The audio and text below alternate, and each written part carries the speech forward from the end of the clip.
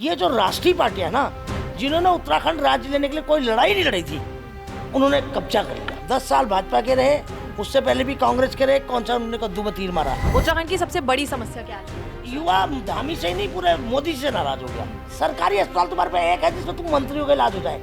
एक अस्पताल बता दो जिसमें तुम नेताओं को भर्ती कराओ। मैं नहीं जाने दो इनको दिल्ली। ये जो धंधे चल रहे हैं उसको खत्म करना पड़ेगा। यहाँ लड़कियां बाहर से भी ला रहे, 13-13 साल की लड़कियां भी पकड़ी गई। शाम को सब नदारत मिलेंगे, या तो जो स्मैक बेच रहे हैं उनसे वसूली करने जाएंगे, या शराब जो अवैध बेच रहे हैं उनसे वसूली करने जाएंगे, या होटलों में जो धंधे कर रहे हैं उनसे वसूली करने। तो यह काम है पूरे जिले में पुलिस का, नंबर 2 के काम से वसूली करने का। क्या विकास कर दिया तुमने? तुमने अपना विकास किया, अपने बच्चों का विकास किया, अपने परिवार का किया और अपनी पार्टी का किया। किसी का कोई विकास नहीं हुआ। और अंकिता भंडारी को भी इंसाफ मिलेगा, ये भी भूल जाए? नहीं मिलेगा। तो आपको क्या लगता है, कोई नई पार्टी की जरूरत यहाँ पर है, या फिर लोग, क्योंकि 27 में विधानसभा चुनाव है, या फिर लोग फिर से वही भूल करने जा रहे हैं? इन ब्लैकमेलरों से निजात चाहिए उत्तराखंड को। इन ब्लैकमेलरों जो भाजपा के कांग्रेस में जाते हैं, कांग्रेस के भाजपा में आते हैं, इनका धंधा चौपट करना है। तो मैं तो इनका ऐसा इलाज करती, 2-4 को ठोक आती वहीं पर। मतलब कोई वो नहीं, 2-4 को ठोकरा मारना नहीं है। अगर मुझ जैसी 10 महिलाएं उत्तराखंड में हो जाए, वैसे तो मैं अकेले काफी हूँ, अगर 10 हो जाए तो ये 70 की 70 सीट हराना बहुत आसान है। तो क्या कभी जनता आपको किसी पद पे देख पाएगी? तो मैं तो वैसे ही बहुत बड़े पद पे हूँ और सरकार की दीदी हूँ, उत्तराखंड की दीदी हूँ, उत्तराखंड की बेटी हूँ। कहते ना औरत औरत की दुश्मन है, ना कह दे लोग। मैं रेखा आर्या से कहना चाहती हूँ, रेखा आर्या ने क्या किया है। आज अगर इस बार तीसरा विकल्प नहीं जिताई तो फिर रो मत, ना फिर रोना मत। तो मैम, कांग्रेस और बीजेपी की कितनी सीटें आप 2027 विधानसभा चुनाव में देंगे? कहा गया था कि जब अलग उत्तराखंड बनेगा तो यहाँ के युवाओं को उनके घर में ही रोजगार मिलेगा, महिलाओं को सुरक्षा मिलेगी और राज्य आंदोलनकारियों के सपने साकार होंगे। लेकिन आज इसमें से कुछ भी होता नजर नहीं आ रहा। आज सवाल उठ रहे हैं अंकिता भंडारी की मौत के बाद चल रही प्रक्रिया पर और इंसाफ ना मिलने पर। आज सवाल उठ रहे हैं बेरोजगारी पर, पलायन पर। ऐसे बहुत सारे सवाल आज उत्तराखंड में उठ रहे हैं। इस वक्त मेरे साथ मौजूद हैं उत्तराखंड की राज्य आंदोलनकारी भावना पांडे जी। इनसे बातचीत करेंगे और जानेंगे कि उत्तराखंड किस दिशा में आगे बढ़ रहा है। सबसे पहले तो बहुत बहुत स्वागत है आपका न्यूज़ 31। धन्यवाद आपको। पहला सवाल यही रखूंगी आपसे, राज्य आंदोलनकारियों ने उत्तराखंड को बेहतर बनाने का सपना देखा था, लेकिन आज अगर हम देखते हैं बेरोजगारी, पलायन, महिला सुरक्षा, बहुत सारे सवाल आज खड़े हो रहे हैं। क्या कहेंगी इस पर? देखिए, मैं भी एक राज्य आंदोलनकारी हूँ और हम लोगों ने जो राज्य लिया था, इसलिए लिया था कि भाई हमारे उत्तराखंड के लोगों को रोजगार मिलेगा, विकास होगा और खुशहाली आएगी। तो कुछ नहीं हुआ, कुछ भी नहीं हुआ। आप देखिए ना, नेताओं की खुशहाली आई, नेताओं का विकास हुआ, माफियाओं का विकास हुआ, शराब माफियाओं का विकास हुआ, खनन माफियाओं का विकास हुआ, तमाम जमीन घोटालों वालों का विकास हुआ। तो इसलिए मैं कहना चाहती हूँ कि आंदोलनकारी ठगे गए, ठगी हो गई हमारे साथ। आज अफसोस है कि हमने क्यों कहा कि राज्य नहीं तो चुनाव नहीं। मतलब अभी मैं अध्यक्ष जी का भी, यूकेडी के अध्यक्ष जी का बयान सुन रही थी, यही नारा था कि राज्य नहीं तो चुनाव नहीं। ये सबसे बड़ी भूल थी।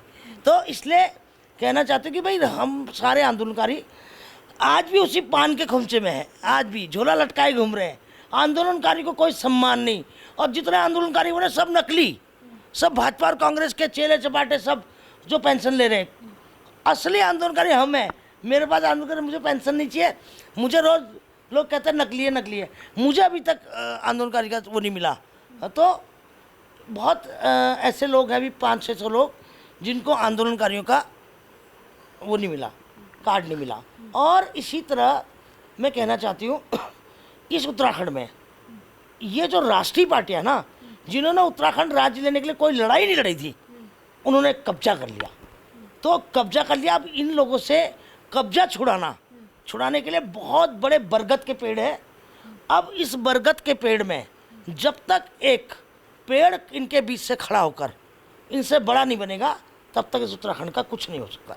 मतलब सीधे तौर पे कहना चाह रही कि राष्ट्रीय पार्टियों ने तो ठगी की है, लेकिन अब किसी और को आगे आना पड़ेगा अगर उत्तराखंड राज्य को बचाना है। देखिए, आगे तो सभी आए।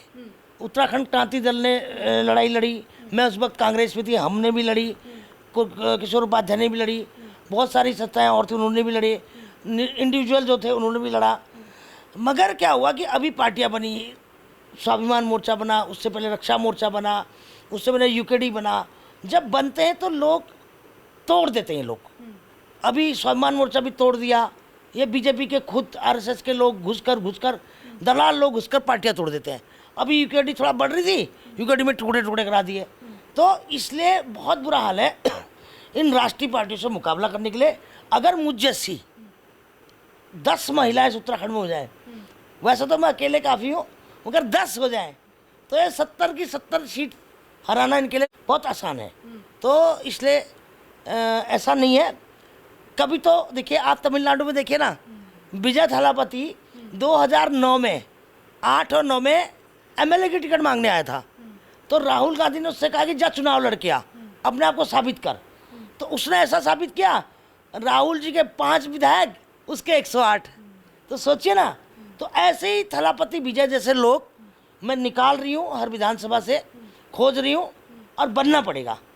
हेमंत सोरेन का जो वो लड़का है, हेमंत सोरेन हो गया, और राजशेखर रेड्डी का लड़का है, और इस तरह से कुछ लोगों को ऐसे जुड़ना पड़ेगा यहाँ पर, जो यही नेता जो आज 40 साल से झंडा उठा रहे हैं, टिकट नहीं मिल रही।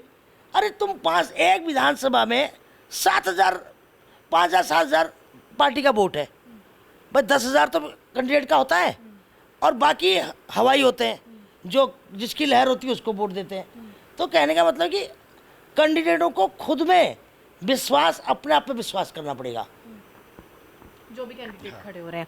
तो आपको क्या लगता है, कोई नई पार्टी की जरूरत यहाँ पर है, या फिर लोग, क्योंकि 27 में विधानसभा चुनाव है, या फिर लोग फिर से वही भूल करने जा रहे हैं कि हाँ हमें राष्ट्रीय दलों को वोट देना है? क्या जनता क्या सोच रही है इस पर?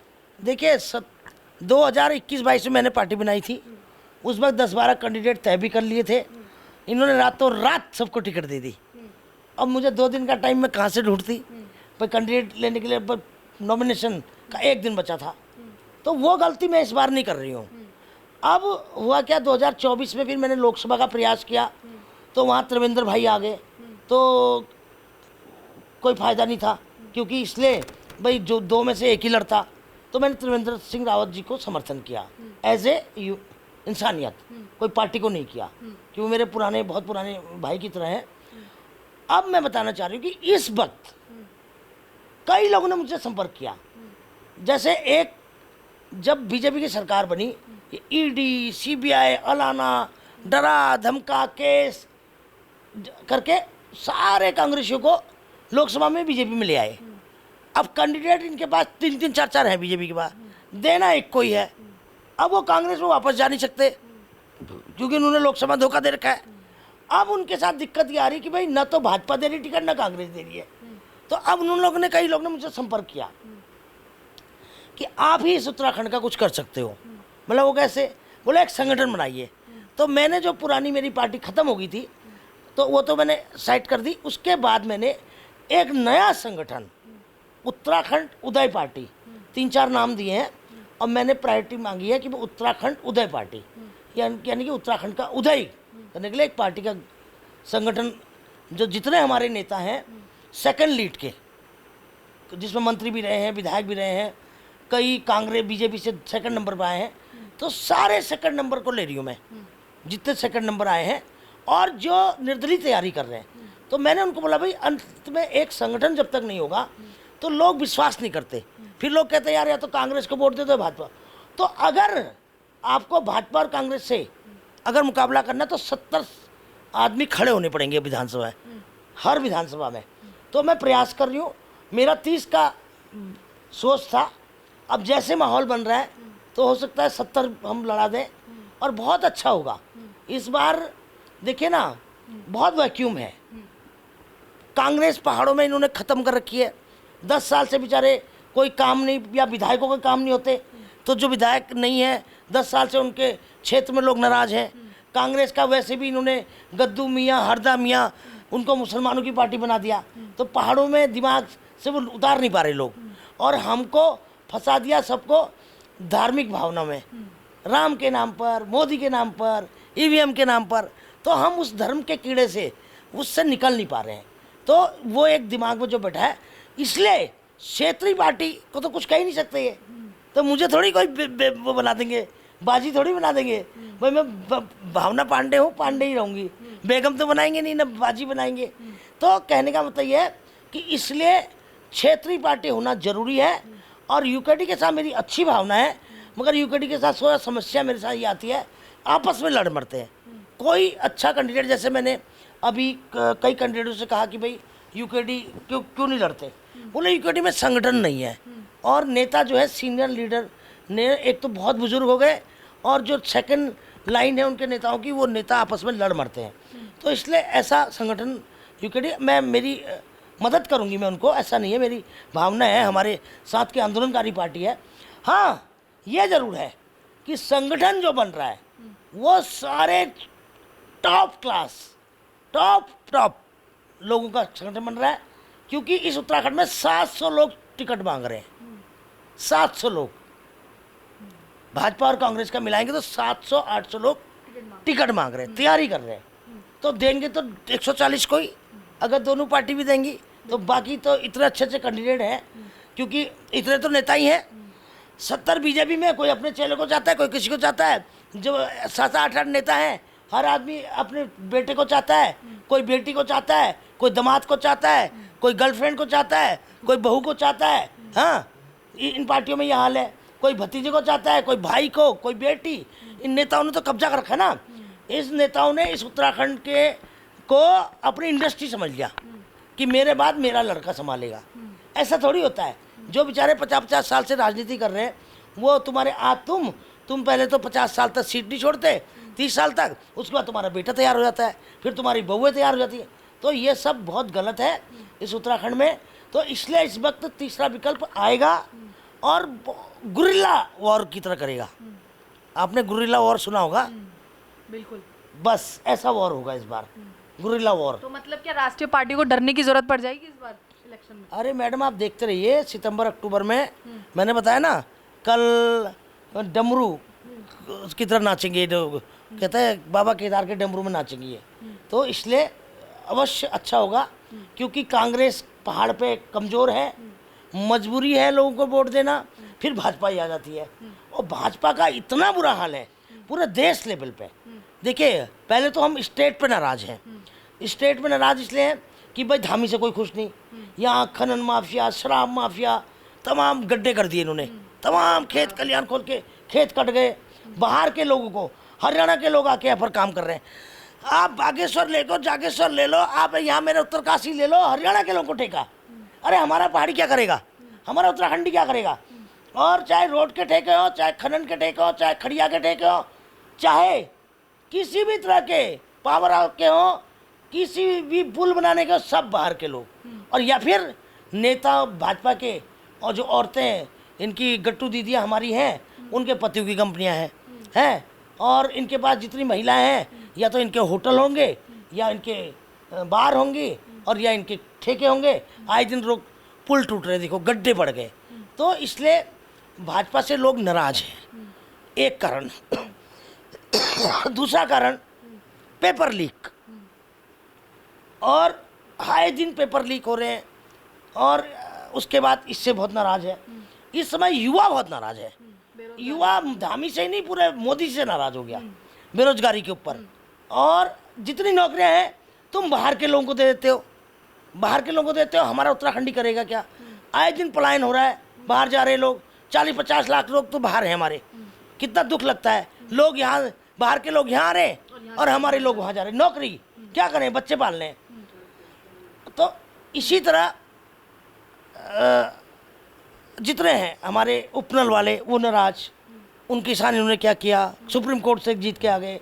आंगनबाड़ियों के किसान इन्होंने क्या किया, और फार्म स्टोर्स के किसान इन्होंने क्या किया, टीचर्स के साथ 4-4 नामकरण है। तो इतना बुरा हाल इस उत्तराखंड में है, बोलने को कोई तैयार नहीं, विपक्ष बोलने को तैयार नहीं। अगर विपक्ष 2 मुद्दे उठा ले, खनन और शराब, तो सरकार पलट जाती, मगर बोलते ही नहीं। विपक्ष कैसे बोलेगा? विपक्ष के लोग खुद कैसे चल रहे, खुद पट्टे चल रहे, खुद ठेकेदार हैं वो, तो कैसे बोलेंगे? नहीं बोल सकते। तो इसलिए बोलना पड़ेगा इस अब देखिए, सारा शराब का अरुण तोमर को ठेका, सब छोटी छोटी दुकानें कांग्रेसियों को, सारा खनन का ठेका हैदराबाद वालों को, कांग्रेसियों का एक छोटा सा पट्टा, बस उसी में वो कुछ बोल नहीं पाते। तो ये जो सातिरपना इस सरकार ने किया है, और इस सरकार में अधिकारी आईपीएस और आईएएस को जो कंट्रोल दिया वो बहुत ख़राब है। अब आपने कल हल्द्वानी में देखा होगा, वो एक एसएसपी, इतने सीनियर लीडर, यशपाल आर्या हो, कोई नेता जितने भी थे, बताइए, आंदोलन करना, रैली करना सबका अधिकार है, आप गाड़ियाँ रोक रहे हो, क्या गुंडागर्दी है। मतलब एसएसपी और ये सब जो है आईएएस अधिकारी सब बीजेपी के लिए काम कर रहे हैं। तो बहुत सब समझ रही जनता, और जनता के अंदर बहुत आक्रोश है। और ये 2027 में भाजपा में आज आपको लिखित दे रही हो, 25 से 28, आप नोट कर लीजिए, 30 से नीचे होगी भाजपा, 25 से 28, और ये सरकार नहीं बनाएगी, और बहुत डाउनफॉल है। और अभी वैसे भी कह रहे हैं कि विधायकों की टिकट काटेंगे। अरे मुख्यमंत्री तो तुम्हारा बहुत अच्छा काम करता है, मोदी जी तुम्हारे बहुत, तो विधायकों क्यों काट रहे हो? तो विधायकों को पावर दे क्या रखी तुमने? बेचारे सारे काम तो तुम सेंट्रलाइज करते हो, सारे ठेके तुम्हारे दिल्ली से होते हैं, पैसे तुम्हारे दिल्ली बढ़ते हैं, सारे ठेके तुम यहाँ, चाहे शराब के हो, चाहे रोड के हो, चाहे पुल के हो, किसी भी तरह का ठेका हो, वो विधायकों में है क्या? एक विधायक नीति है, उसको भी शासन के धक्के खाने पड़ते हैं। विधायक नीति नहीं देते आप उनको खर्च करने के लिए, 100 आपकी कहानियाँ होती है, उसमें भी कमीशन चाहिए। तो जब विधायकों को विधायक नीति, पहले ज़माने होता था मैडम कि विधायक आता था, एसएसपी डीएम रिस्पेक्ट करते थे, और आज वो दरोगा देखो, दरोगा, अभी मैं छत्तारगंज में दरोगा को देख रही थी, वो सुन नहीं रहा। किस चीज़ का घमंड है दरोगा तुझे, है इस वर्दी का? क्यों? क्योंकि इन पुलिस वालों के इतने दिमाग खराब है, इन दरोगा लेवल के लोगों के और सिपाही लोगों ने। एक विधायक की नहीं सुन रहे हो तुम, इतना अपमान तुम कर रहे हो। वो मैं नारायणपाल का एक वीडियो देख रही थी, वो 10 बार का सीधे मुंह नहीं देख रहा। बताओ क्या बदतमीजी पुलिस करती है ये उत्तराखंड में, समझाओ इस पुलिस को। बोलना चाह रही हूँ मैं डीजीपी साहब को, क्या तुमने बना रखा है? आज विधायकों की बेइज्जती एक तहसीलदार कर देता है, एक छोटे छोटे अधिकारी कर देता है, और फिर कहते हैं हमने बहुत विकास कर दिया। क्या विकास कर दिया तुमने? तुमने अपना विकास किया, अपने बच्चों का विकास किया, अपने परिवार का किया, और अपनी पार्टी का किया, किसी का कोई विकास नहीं हुआ। अगर असल में विकास होना होता तो आप किस तरीके से देख रही हैं उत्तराखंड में हो रहे विकास को? कि मतलब अगर कोई और पार्टी होती, या फिर आप जो कह रही हैं कि अब आप एक नई पार्टी का जो है वो उदय होने वाला है, तो किस तरीके से विकास की ओर आगे बढ़े? देखिए, अगर विकास होना चाहिए था, सबसे पहले इनको यह गांव-गांव तक सड़कें पहुंचानी चाहिए थी, गांव-गांव में क्रिस्टल इंडस्ट्रियां बनानी चाहिए थी, पलायन को रोकना चाहिए था। भाई अगर आज पलायन रुकता, हर जिले में इनको क्रिस्टल इंडस्ट्री नहीं बना सकते ये लोग, कि ताकि पहाड़ के लोग छोटी छोटी एक इंडस्ट्री बड़ी बनाते हैं, उसके साथ क्रिस्टल इंडस्ट्रियाँ बनाते हैं। लोग टूरिज्म करने आते हैं, लोग बिजनेस के लिए भी आते हैं, मगर नहीं, तुम्हें नहीं करना। तुम्हें तो सिर्फ लाओ पैसा, ट्रांसफर पोस्टिंग से लाओ, रोड बनाओ, हर साल टूटे पुल, इस साल पुल बनाएंगे, आधा छोड़ देंगे, अब डकार मार लेंगे कमीशन खा के, फिर वो दोबारा अगली बार गिर जाएगा, फिर पैसा आएगा, हर साल आपदा के लिए आएगा, हर 5वें साल कुंभ के लिए आएगा, डकार मारो, और तनख्वाहों के लिए भारत सरकार से पैसे लो। और जो हालात तुमने किए, विकास कैसे होता? जितनी इंडस्ट्रियाँ ठप हो गई हैं, उनको तुम थोड़ा सा रिलैक्सेशन देते, बिजली में, पानी में, और आपका उसमें जीएसटी में, वो इंडस्ट्रियाँ रुकती। इतनी करोड़ों की इंडस्ट्रियाँ, करोड़ों की ज़मीनें हो गई हैं, तुमने इतने सस्ते में दी, 10 साल के लिए इंडस्ट्रियाँ लगी, उनको एनडी तिवारी लगाया, फैसिलिटी दी, भाग गए वो लोग, सब्सिडी खा के भाग गए। तो उन्हीं को लालच देना चाहिए था कि भाई हम तुम्हें जीएसटी में ये फ्लेक्सिबिलिटी देंगे, ये करेंगे, तो वो इंडस्ट्रियाँ रुकनी चाहिए, तब होता विकास। और अब रोड बनाने वाली कैसे होता? आप रोड बनाने वाली के मानक क्या है तुम्हारे? आप पीएमजीएसवाई की जो रोड बना रहा है वो भी कौन जा रहा है? हरियाणा से, और वहाँ से लड़कियाँ भगा के ले जा रहे, फिर ये लड़कियाँ जेसीबी मशीन वाले। एक केस में मैंने देखा था अभी गाजियाबाद में, तो गांव पीएमजीएसवाई की सड़कें हमारे लोकल ठेकेदार, 4000 ठेकेदार तुमने ख़त्म कर दिए हैं, उनको रोजगार मिलता, उनके साथ डायरेक्ट इनडायरेक्ट सब जुड़ते, लोकल लोगों को काम मिलता। तुम क्या करते हो? बाहर की कंपनियां। अब बताओ, एक कंपनी काम करेगी, उसको 2 करोड़ रुपए का मशीनरी। अरे हमारे उत्तराखंड के लोगों गरीब कहाँ से मिलेगी 2 करोड़ की मशीनरी? तो मानक ऐसे तैयार कर दिए इन चोरों ने। इन केंद्र में बैठे, ये जो सेंट्रल में सचिवालय में बैठे अधिकारी हैं, मेरा बस चले, मैं एक महिला हूँ, मैं सही बता रही हूँ, कानून को हाथ में नहीं ले सकती। नहीं तो अगर मैं आज एक बच्चे की माँ ना होती तो मैं तो इनका ऐसा इलाज करती, 2-4 को ठोक के आती वहीं पर। मतलब कोई वो नहीं, 2-4 को ठोकना मारना नहीं है, मतलब 2-4 रेपटे जड़ के ना इन अधिकारियों को इलाज करती, तभी इतिहास बनता है इनका। तो अभी भी कहना चाह रही हूँ कि अधिकारियों सुधर जाओ, सुधर जाओ, सुधर जाओ। जो तुम लोग ने, अब देखिए मीडिया में इतना ऐड, दिल्ली में ऐड चल रहा है। अरे भाई धामी को प्रधानमंत्री बनना क्या? ऐड वालों को पैसे दो। और उसके बाद जितनी मीडिया है, आप सोशल मीडिया को कोई पैसा नहीं, जो इनके खास है उनको पैसा दे देंगे। और जो कि मैंने कहा था कि सोशल मीडिया में कम से कम 50,000 30,000 रुपये महीना देना चाहिए इनको। जो लोग, अगर कुछ पैसा नहीं मिलेगा कैसे बच्चे पालेंगे? और इतने सारे पोर्टल हैं, 1400 पोर्टल हैं, 1400 पोर्टल हैं, 1400 पोर्टल, जिनको इन्होंने कोई पैसा नहीं दिया। हर बार उनसे अप्लाई कराते हैं, उनसे 25,000 रुपये ले भी लिए, खा गए उनके 25,000 भी जमा कर रखे उन्होंने, पोर्टल वालों ने, और उनको कोई पैसा नहीं दिया। किसको देते हैं? मीडिया का इनका करोड़ों रुपए का बजट है। जरा पूछो इनसे, बाहर के चैनल पैनल, हाई जो बड़े चैनल होते हैं जिनको कोई देखता ही नहीं आजकल। आजकल यूट्यूब देख रहा है, आजकल फेसबुक देख रहा है या ग्रुप में देख रहा है। तो ये हालत है, बहुत हालात ख़राब है। और जितना पैसा इन्होंने किया, अभी आप देखो धामी ने क्या करा, तमाम किताबों में अपनी फ़ोटो और मोदी जी फ़ोटो, सरकारी किताबों में एक देख दी, करोड़ों रुपए का बजट, करोड़ों। स्कूल बंद कर दिए तुमने 2300, हॉस्पिटल तुम्हारे पास एक नहीं। अभी आप दून हॉस्पिटल में देखे होगा, दून हॉस्पिटल के मालिक जो थे, डॉक्टर जो थे पांडे जी, वो प्राइवेट में थे, मतलब इलाज चल रहा था उनका, हैं। और सरकारी अस्पताल तुम्हारे पास एक है जिसमें तुम मंत्रियों का इलाज हो जाए। ये एक अस्पताल बता दो जिसमें तुम नेताओं को भर्ती कराओ। मैं नहीं जाने दो इनको दिल्ली, कराओ एक अस्पताल। पूरे उत्तराखंड में एक अस्पताल ऐसा नहीं है अगर कोई इमरजेंसी आ जाए कि कोई आदमी अपना इलाज करा सके। एम्स में जो हालत है वो सारे बाहर के लोग आके भरे हुए, पेशेंट बाहर के, उत्तराखंड के लोगों के लिए कोई प्रायोरिटी नहीं है। क्यों उत्तराखंड में एम्स की जगह दी है? और उसी तरह मैक्स में लोग जेब कटती है। आज कोई बीमार होता तो बेचारा वैसे ही बेरोजगार है और ज़मीन बेच के इलाज करा रहा है, कर्जा लेके इलाज करा रहा है। तो भावना जी, जिस तरीके से हमने देखा था कि अंकिता भंडारी हत्याकांड के बाद किस तरीके से जन सैलाब जो है वो देहरादून में उमड़ा था, क्या कहेंगी? क्योंकि महिला सुरक्षा के दावे तो पूरी तरीके से आज खारिज होते दिख रहे हैं, नकारती दिख रही है गवर्नमेंट। और इतना भी था कि वीआईपी का नाम भी कितनी जोरों शोरों से सुनाई दे रहा था, लेकिन उसके बाद भी क्या हुआ, इसको किस तरीके से देख रही हैं आप? देखिए हमारे उत्तराखंड में, मैं सवाल पूछती हूँ उत्तराखंड से, 11-12 हज़ार लड़के गायब हैं। कहाँ हैं? कहाँ गई वो लड़कियाँ? अता पता ही नहीं है। हर थाने में जाओ फोटो लटकी होती है लड़कियों की। कई लोग तो, अभी मेरे पास एक केस आया कि केदारनाथ से हरिद्वार में उतार दी लड़की, बहू किसी की, क्या खिला के क्या सुंघा के ट्रेन में चढ़ के लक्सर में उतार दी। और जब मेरे पास वो पहुँचे, मेरा वीडियो देखकर किसी ने उनको मेरे पास भेजा, जब मैंने एसपी को धमकाया और उसके बाद जब मैंने वीडियो बनाया, वो 24 घंटे में बरामद हो गई लड़की।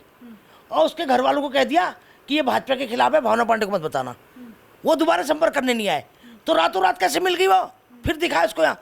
तो यहाँ जो धंधे चल रहे हैं ना, ये जो धंधे चल रहे हैं क्या कहते हैं, होम स्टे में, स्पा सेंटरों में और होटलों में, ये जो धंधे चल रहे हैं उसको ख़त्म करना पड़ेगा। यहाँ लड़कियाँ बाहर से भी ला रहे, 13-13 साल की लड़कियाँ भी पकड़ी गई।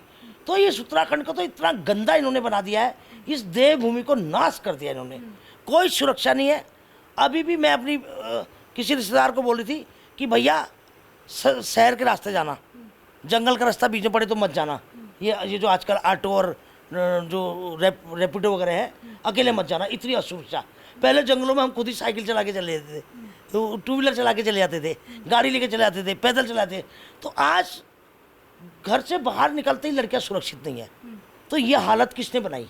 इन नेताओं ने बनाई।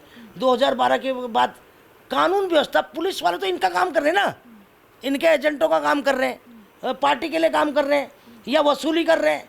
पुलिस का काम नहीं कर रही है, कहीं नहीं कर रही है, कहीं नहीं कर रही है।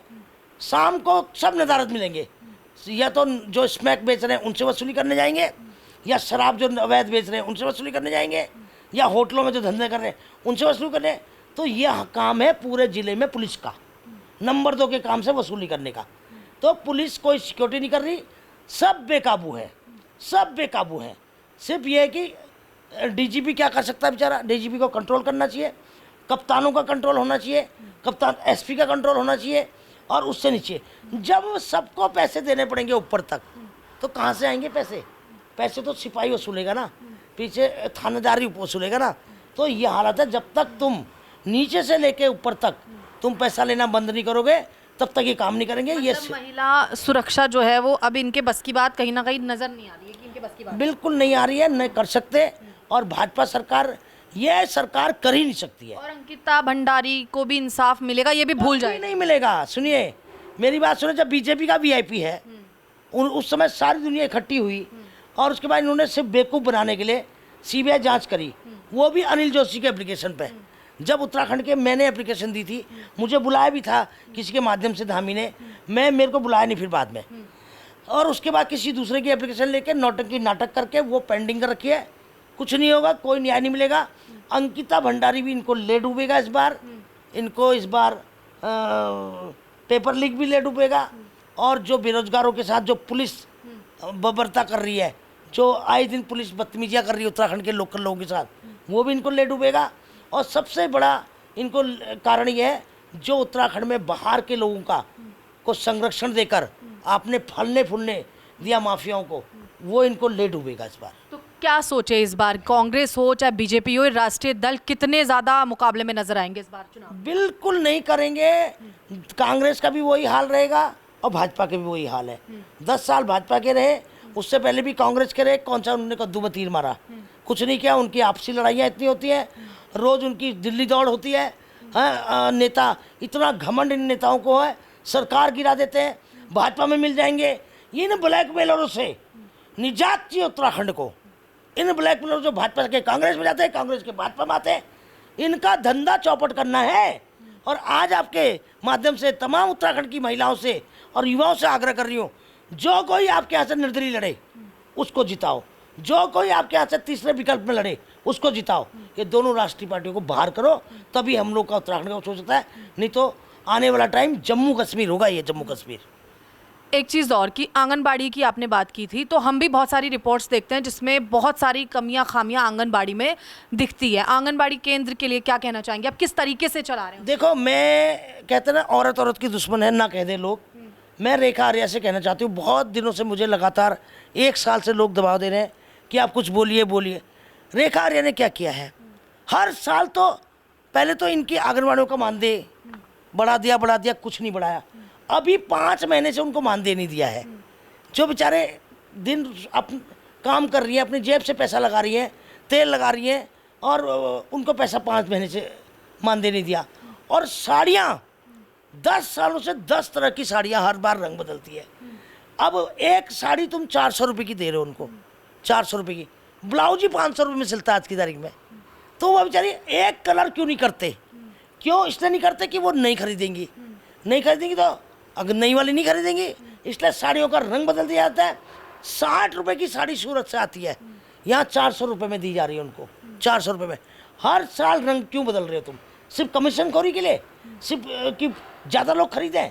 तो बहुत बुरा हाल है ये रंग का। और ऐसी सैनिटरी नैपकिन, 6 रुपये का सैनिटरी नैपकिन मैडम 15 रुपये का ये लोग बेच रहे हैं, 15। उनसे कह दिया कि अब आंगनबाड़ी केंद्रों में इनकी मार्केटिंग करो, इनकी साड़ियाँ बेचो, इनके सैनिटरी नैपकिन बेचो, इनके अंडे बेचो, इनके सड़े हुए अंडे बांटो, और सड़ा हुआ राशन। मैं आज प्रूफ के साथ मैंने बता रही हूँ, मेरे पास प्रूफ है, सड़ा हुआ राशन आंगनबाड़ी केंद्रों में जा रहा है। तो क्या वो बच्चे बीमार पड़ेंगे? वो महिलाएं बीमार पड़ेंगी? तो उनको सिर्फ अपना एक मजदूर बना दिया इन्होंने, अपना एक कहते हैं जैसे दुकानदार एक नौकरी पर रखता है ना, तो जितनी भी 45,000 महिलाएं हैं उनसे रेखा आर्या अपना काम करा रही है। सैनिटरी नैपकिन कहती है बेचो। बताइए, अब 6 रुपये का सैनिटरी नैपकिन 15, वो भी क्वालिटी सबसे ख़राब। तो आंगनबाड़ी की बहुत समस्याएं हैं और बहुत परेशान है। वह महिलाएं लगातार मुझको फ़ोन करती हैं, और मेरे से ये भी उन्होंने कहा कि धामी जी से कह दो, आप तो वीडियो आपकी बहुत चलती है, कि पहले तो इसको टिकट ना दे रेखा आर्या को, अगर गलती से जीत जाए, अगर गलती से आपकी सरकार आ जाए, इसको दोबारा ही मंत्री मत बनाना। ये पीड़ा है महिलाओं की।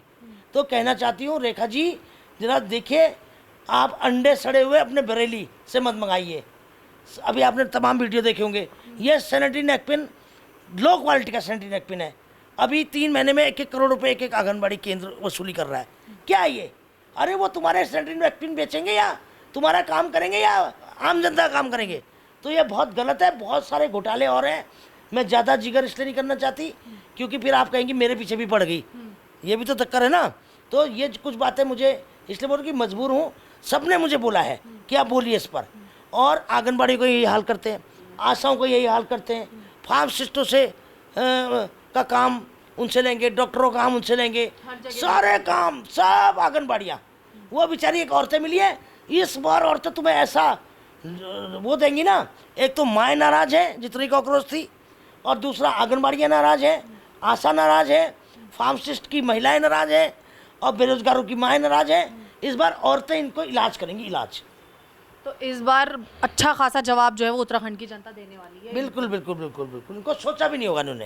एक रैपिड फायर राउंड है मैम, एक कुछ सवाल पूछूंगी जिसका आपको शॉर्ट में जवाब देना है। उत्तराखंड की सबसे बड़ी समस्या क्या है? सबसे बड़ी समस्या है भू कानून आना चाहिए, सशक्त भू कानून, और बेरोजगारी सबसे बड़ी समस्या है। सरकार की सबसे बड़ी कमी क्या नजर आ रही है? सरकार की कमी सबसे बड़ी ये है कि भाई अधिकारी और आईपीएस जितने भी लोग हैं इनको कंट्रोल दे रखा है, और सरकार कुछ नहीं कर पा रही है। खाली इनकी फेसबुक में सरकार चलती, कागजों में सरकार चल रही है, और सिर्फ फेसबुक के नेता हैं ये। सबसे ज़रूरी सुधार क्या होना चाहिए उत्तराखंड? सबसे बड़ी सुधार ये होना चाहिए कि जितने भी उत्तराखंड में लोकल जितने भी काम हो वो लोकल लोगों को मिलने चाहिए, और आपकी इंडस्ट्रियाँ स्टार्ट होनी चाहिए, जितनी सिक इंडस्ट्रियाँ हैं, और आपके क्रिस्टल इंडस्ट्रियाँ होनी चाहिए, और जितने कॉन्ट्रैक्ट हैं छोटे छोटे ठेके हैं वो लोकल लोगों को मिलने चाहिए। हर होम स्टे लोकल लोगों को होना चाहिए। हर काम में लोकल लोगों की 5% हिस्सेदारी होनी चाहिए। अगर बाहर का आदमी भी आ रहा है वो हमारे उत्तराखंड के लोगों का 5% हिस्सेदारी रखे। ठीक है, युवाओं के लिए क्या संदेश देंगे? युवाओं के लिए मेरा संदेश है कि बहुत हो गया है। 26 साल के आप भी युवा हो और प्रदेश भी युवा है, तो अब युवा सरकार आनी चाहिए और उत्तराखंड का उदय होना चाहिए। और मुझे उम्मीद है बाबा केदार इस बार ज़रूर पूरी करेंगे, और हो सकता है इसीलिए भेजा हो, इसीलिए आए हो। और इस बार युवा और महिलाओं से मेरा अनुरोध है कि आप तीसरे विकल्प को समर्थन करें। तो क्या कभी जनता आपको किसी पद पे देख पाएगी? क्या आपका पॉलिटिकल आगे क्या विचार है? देखो, मैं तो जयललिता बनना चाहती हूँ, ये बाल ठाकरे, मुझे कोई शौक नहीं है, ना मैं विधायक लड़ रही हूँ। हाँ, मैं लड़ा के इन घमंडी नेताओं का घमंड चूर करूंगी, इन भ्रष्ट नेताओं को जेल भेजने का काम करूंगी। और अभी मैं किस पद पर, मैं तो वैसे ही बहुत बड़े पद पर हूँ, और सरकार की दीदी हूँ, उत्तराखंड की दीदी हूँ, उत्तराखंड की बेटी हूँ। इससे बड़ा पद क्या हो सकता है? ये मेरा घर है, सबसे बड़ा। आज मैं किसी को भी, चाहे धामी हो, चाहे त्रिवेंद्र हो, चाहे हरीश रावत हो, किसी को भी फटकार लगा सकती हूँ। इससे बड़ा पद मेरे को क्या चाहिए? मेरे पास, मैं बहुत बड़े पद पर हूँ, और मुझे इससे ज़्यादा बड़े पद के, हाँ, इन नेताओं को मुझे बाहर का रास्ता दिखाने की भगवान से मैं प्रार्थना करती हूँ, माँ अष्टभुजा से, बाबा केदार से, हाटकाली से और कोटगाड़ी से, सबसे अनुरोध करती हूँ कि मुझे ताकत दो इन नेताओं को बाहर का रास्ता दिखाने का। आपने जिस तरीके से बोला कि आप ऐसा बनाएंगी, लोग तो आपके साथ जुड़ रहे होंगे। एक आखिरी सवाल आपसे कर लेती हूँ, आप किस तरीके का मुख्यमंत्री देखना चाहती हैं और किस तरीके के आपके विधायक रहने वाले? मैं इस प्रदेश का मुख्यमंत्री वो देखना चाहता हूँ जो दिल के एंगल से काम करे, कैमरे के एंगल से नहीं, फेसबुक में नहीं, धरातल पर हो, जिसको पीड़ा हो, जिसने सहन किया हो इस उत्तराखंड का पलायन का दर्द, जिसने सहन किया हो, जिसने नीचे से उठकर आया हो। धामी भी कहता मैं नीचे से उठ के ऊपर आया, मगर उसका दिल कहाँ चला गया पता नहीं है। वो तो फेसबुक या नेता हो गया। इतने ये अपने खो गए नशे में, अपने क्या कहते हो सत्ता के नशे में खो गए। इनको कोई दर्द पीड़ा कुछ नहीं है, कुछ नहीं है। बस मुझे चाहिए इस उत्तराखंड का एक भावुक नेता जिसकी अच्छी भावना हो, अच्छा दिल हो, इस उत्तराखंड के लिए अच्छी सोच रखे। वो मैं इस मुख्यमंत्री को देखना चाहता हूँ। तो मैम, कांग्रेस और बीजेपी की कितनी कितनी सीटें आप 2027 विधानसभा चुनाव में देख रही हैं? 20 से 22 कांग्रेस की आएंगी, 22-23, 26 से 27 आएगी बीजेपी की, बाकी निर्दलीय और तीसरे विकल्प की आएंगी पार्टी सारी। तीसरे विकल्प को जिस तरीके से आप बता रही हैं, क्या इतनी ज़्यादा टक्कर दे पाएगा सच में? 100% सब टक्करबाज है। और इस बार क्या है, जब टिकटें कटेंगी लोगों की ना, भाजपा और कांग्रेस के लोगों की, भाजपा वाला कांग्रेस को वोट नहीं देता, और कांग्रेस वाला भाजपा को, तो उस वक्त वो तीसरा आदमी जो होता ना उसको लोग पसंद करेंगे। और तीसरा विकल्प इतने मजबूत कैंडिडेट हैं, इतने मजबूत कैंडिडेट हैं, और जो समय के मारे हुए हैं, जिनको टिकट नहीं मिलती, और जनता को चाहिए इस बार तीसरा विकल्प। जनता अपने लिए जिताएगी। आज अगर इस बार तीसरा विकल्प नहीं जिताई तो फिर रो मत ना, फिर रोना मत। इसलिए जनता को अपने लिए तीसरे विकल्प को लाना पड़ेगा। मुझे पूरा भरोसा है, जिस तरह से त्रस्त जनता है, परेशान है इन अधिकारियों से, इन पुलिस वालों से, इन सरकारी अहदे वालों से, और इन रिश्वतखोरों से, और इन माफियाओं से, तो निश्चित रूप में मुझे भरोसा है कि इस बार सरकार विदाउट तीसरे विकल्प की नहीं बनेगी। हो सकता तीसरा विकल्प ही सरकार बनाए। तो इस वक्त हमने बातचीत की है उत्तराखंड की राज्य आंदोलनकारी भावना पांडे से। क्या कुछ खास बातचीत हुई है ये आपने अच्छी तरीके से सुना। चाहे पलायन का मुद्दा हो, चाहे बेरोजगारी का मुद्दा हो, चाहे महिला सुरक्षा की बात हो, या फिर आने वाले 2027 विधानसभा चुनाव की बात हो, इन सारी मुद्दों पर, इन सारी बातों पर हमने चर्चा की है। और क्या कुछ इसका रिजल्ट निकल कर आया ये आप अच्छी तरीके से सुन चुके हैं। ऐसी ही चीज़ों को देखने के लिए, ऐसे ही खास इंटरव्यूज़ को देखने के लिए देखते रहिए News 31।